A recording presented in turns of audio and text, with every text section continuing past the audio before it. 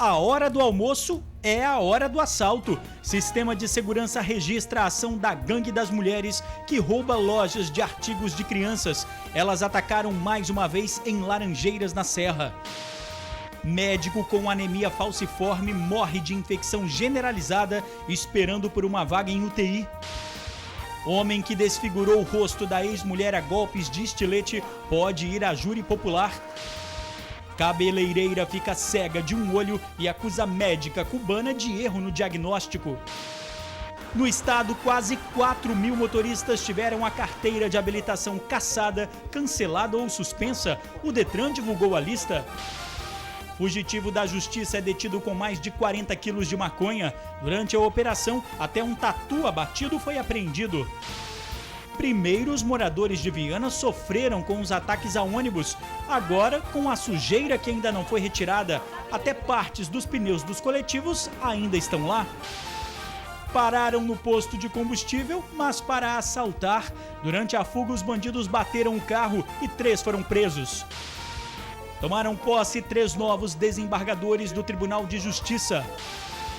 E professora grávida atropelada em calçada sai da UTI depois de 4 dias internada. O parto foi antecipado e o estado de saúde do bebê também é estável. A gente volta em 1 minuto.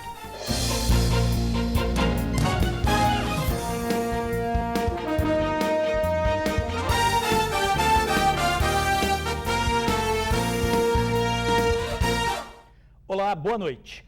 A gangue das mulheres que atacam na hora do almoço. Uma delas está grávida. Com mais 2 comparsas, as acusadas entram em lojas que vendem artigos de crianças e fazem a limpa. Enquanto uma despista a vendedora, as outras colocam vários produtos no carrinho e saem tranquilamente.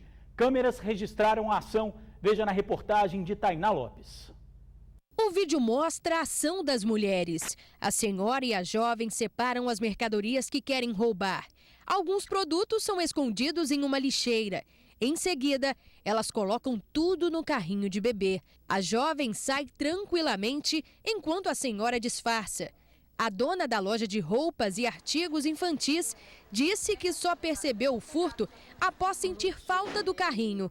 Confirmou o crime pela gravação. Muita confiança na impunidade, de que não vão ser pegas, e o não medo de câmera, de filmagem, de nada. Elas escolhem horário de almoço, onde tem metade de funcionário almoçando e metade trabalhando. 2 semanas depois, foi a vez desta outra loja, também infantil. No local, a grávida, que não aparece na gravação anterior, foi quem despistou as funcionárias, enquanto as outras 2 mulheres fizeram a limpa. Levaram um bebê conforto, sapatinhos e roupinhas. Tudo na cor azul. Porém, o trio quase se deu mal e as mercadorias foram recuperadas. De repente, uma delas sai com o bebê conforto, cheio de mercadoria dentro. E a grávida, na verdade, em primeiro lugar, saiu primeiro, né? E a senhora ficou na porta e a jovem saiu correndo com o bebê conforto. A vendedora gritou, o bebê conforto. Logo em seguida, fomos atrás. E ela lá na frente despejou a mercadoria, né? Num lugar vazio que tinha. E trouxe o bebê conforto de volta.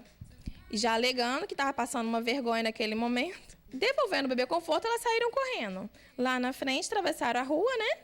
E entraram um carro vermelho. Antes de ir embora, uma das 3 mulheres veio até o 2º piso da loja e desligou todo o sistema de vídeo monitoramento. Só que ela deixou a prova de um outro crime para trás. Uma sacola cheia de calças roubadas em outra loja aqui de Laranjeiras. A gerente mostra as calças que, por sorte, voltaram para a loja. Elas variam entre R$ 275 a R$ 340 cada. Ela garante que foram as 3 mulheres que cometeram o crime. Foram as mesmas.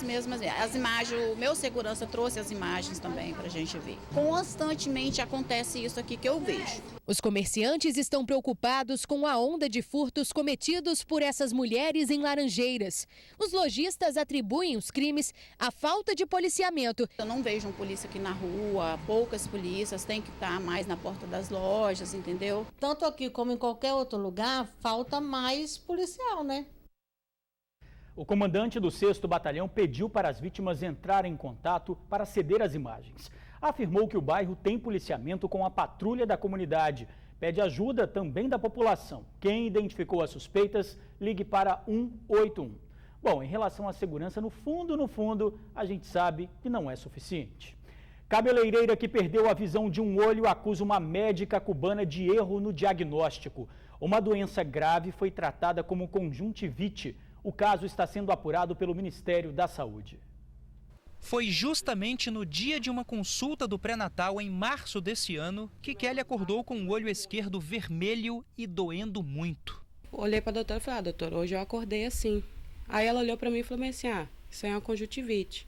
Passar um remédio aqui para você e você em casa passa água fria no olho, passa gelo e tal, que isso aí é uma conjuntivite. Ela recebeu atendimento na unidade de saúde de Serra Dourada 2, na Serra. A médica cubana teria passado este receituário. Kelly diz que tratou do problema no olho como se fosse conjuntivite, mas só piorou e acabou perdendo a visão esquerda. Afirma que houve um erro no diagnóstico. Como eu não conseguia dormir, meu esposo me levou até o Jaime. Chegando lá, a doutora me diagnosticou com essa bactéria. Enquanto eu fiquei acreditando no que a médica disse, não corri atrás de outra coisa. Agora eu vou ter que esperar em Deus, porque, como todos os médicos que eu vou disse, eu perdi mesmo minha visão, não tem operação que eu faça, que recupere, nem nada. Ela entrou com uma ação na justiça e o governo federal está tomando providências. Uma equipe do Ministério da Saúde esteve aqui na unidade para investigar as denúncias que foram feitas contra a profissional do programa Mais Médicos. Mas a comunidade do bairro não concorda com qualquer ação contra a médica. Perseguição. O que acontece? Porque por ela ser uma cubana, entendeu? Não desfavorecendo os grandes profissionais que a gente temos aqui, tá? Mas ela é uma cubana que esses cubanos, eles tratam a gente com respeito, têm um carinho por nós, entendeu? Então não é justo que ela esteja pagando por um erro de outras pessoas. Já a prefeitura acha melhor esperar a decisão do Ministério. Nós estamos hoje coletando todas essas informações, cópia desses documentos, dos prontuários, e aí sim, de posse desses documentos, nós vamos encaminhar para um especialista, para que ele avalie toda essa documentação e possa então nos orientar em relação ao que aconteceu de fato com a paciente. Por fim, Kelly foi diagnosticada com uveíte, uma inflamação que deve ser tratada com urgência. A conjuntivite é a inflamação de fora do olho. A uveíte é a inflamação de dentro do olho. A conjuntivite, todos nós vemos a olho nu. Já a uveíte, só o oftalmologista, com um aparelho próprio, que é uma lâmpada de fenda, que é um microscópio, ele examina e consegue saber se aquele olho está inflamado ou não. É um caso grave, porque se o olho está todo inflamado, se você não trata, várias partes nobres do olho podem morrer. Eu não nasci assim, entendeu?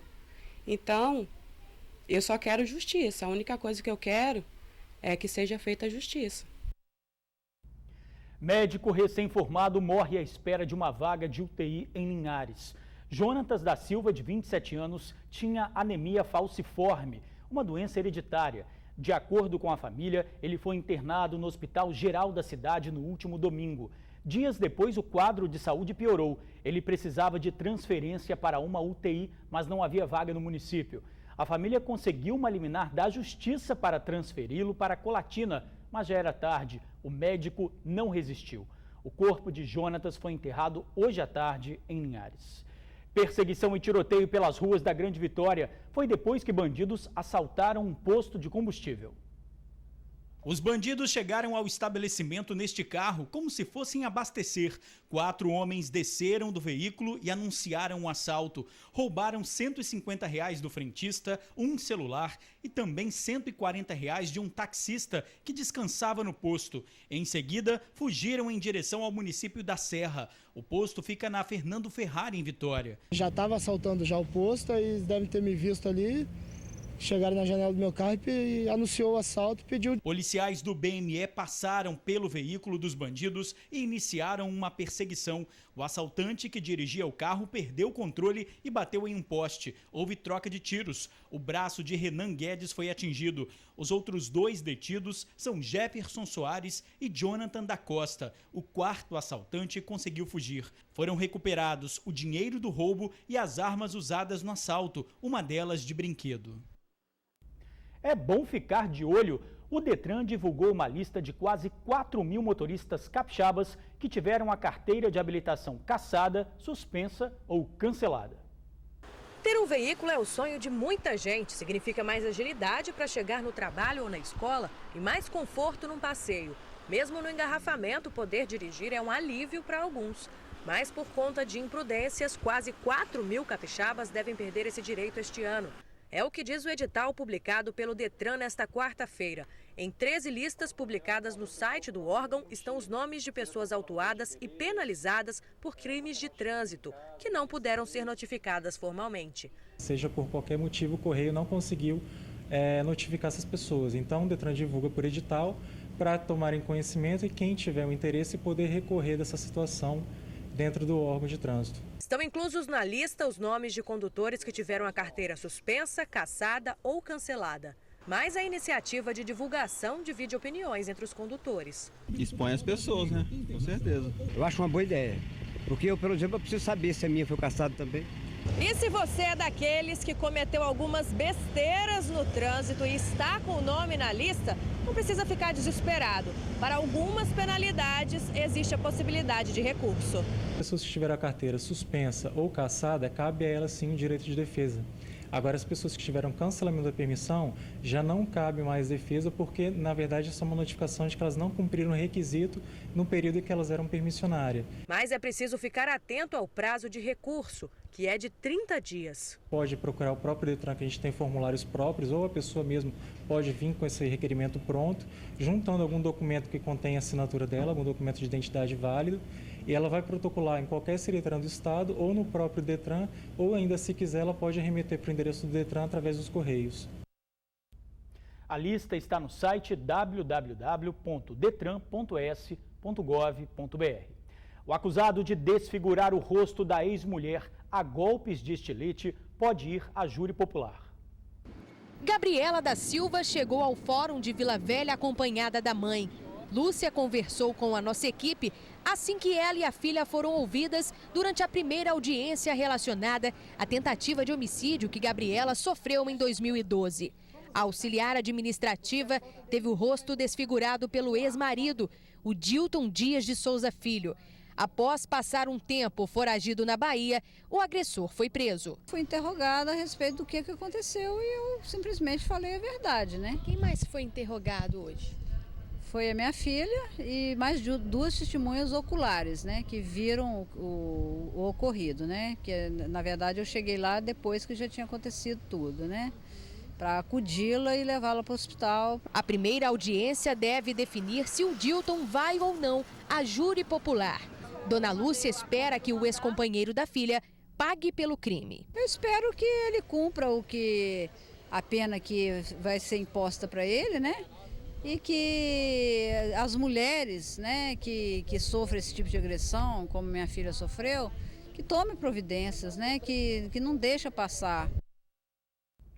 Ainda não há previsão para a decisão sobre o júri. Professora grávida atropelada em calçada deixa a UTI depois de 4 dias internada. Antônia Brena Ribeiro da Silva, de 24 anos, estava internada no Hospital Rio Doce, em Linhares. O estado de saúde da professora e do bebê é estável.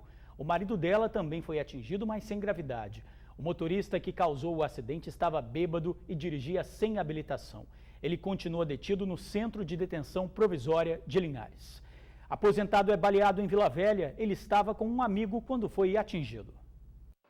O aposentado saía deste bar quando foi atingido. Ele estava com um amigo que é vendedor. O amigo disse que nem ele, nem o aposentado perceberam o que estava acontecendo. Quando entramos no carro, fomos pegos de surpresa com alguém que já estava do lado, que deu um tiro a queima-roupa. Inicialmente, os moradores pensaram que se tratava de um assalto. Em seguida, ao ligar para a vítima, descobriram que o aposentado havia sido baleado. A vítima passa bem. A polícia trabalha com a hipótese de crime passional. Vestufes 2015, a inscrição para a segunda fase começa amanhã e termina no dia 27 de outubro. Os exames serão aplicados nos dias 14, 15 e 16 de dezembro. Todas as informações estão no site www.ccv.ufes.br. O ataque dos bandidos aos ônibus em Viana foi há 1 semana e meia, mas os transtornos para os moradores continuam. Agora tem a ver com a falta de limpeza do que restou dos coletivos.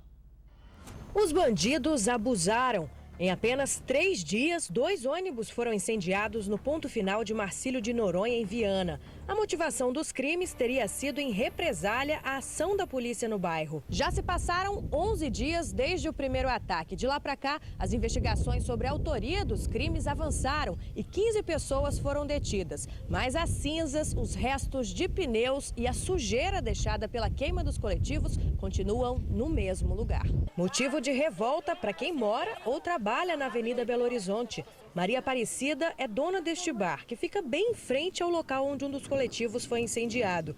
A poeira é tanta que já está atrapalhando a clientela. A sinuca, o chão, meus meninos é a mesma coisa que nada, os meus clientes já nem vêm mais almoçar. Situação nada fácil também para o seu Milton, que já é idoso. Mesmo adoentado e com a perna machucada, precisa limpar a casa toda hora. A tinta preta está entrando toda dentro da minha casa. Por sinal, o vidro da minha janela quebrou. O problema do carro que pegou fogo aí. Ninguém na rua aguenta mais tanta sujeira, além do risco para as crianças que passam por ali para ir para a escola. As crianças pisam nessa nojeira aqui, pisam dentro de casa, suja tudo. Caco de vidro também é perigoso. Então eu queria mandar um recadinho para Gilson Daniel, para ele olhar mais um pouco para a gente, né? Ele fala que gosta tanto de criança, aí, ó. As crianças estão correndo perigo, né? O problema é que inúmeras ligações para a prefeitura já foram feitas, mas até agora nada foi feito. A gente liga para a prefeitura pedindo eles para vir retirar o lixo que restou dos ônibus e eles nunca dão uma solução para a gente. Fala que tem que agendar e nunca tem esse agendamento para a gente aqui. Olha, a Prefeitura de Viana informou que foi realizado um, abre aspas, super, fecha aspas, mutirão de limpeza no bairro Marcílio de Noronha. A Secretaria de Serviços Urbanos informou ainda que a limpeza como capina e varrição terminou na última semana. Bom, então fizeram o serviço pela metade, né? Porque a reportagem foi feita hoje à tarde e a imagem que vimos está longe do que a Prefeitura informou. Vamos voltar e terminar o serviço.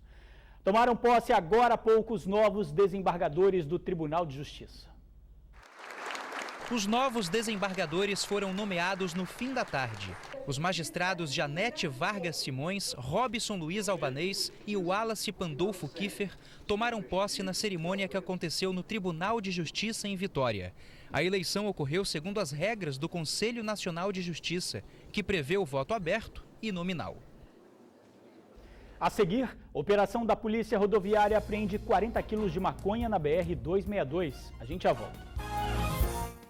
Operação da Polícia Rodoviária Federal e da Receita Federal apreende 40 quilos de maconha. A operação aconteceu na BR-262 em Marechal Floriano. 2 suspeitos foram detidos. Um deles, Patrick Cândido da Silva, é fugitivo do presídio de Xuri e estava com um documento falso. Ele foi condenado a 7 anos por tráfico de drogas. Os suspeitos foram levados para a delegacia. Para você, uma boa noite. Até amanhã.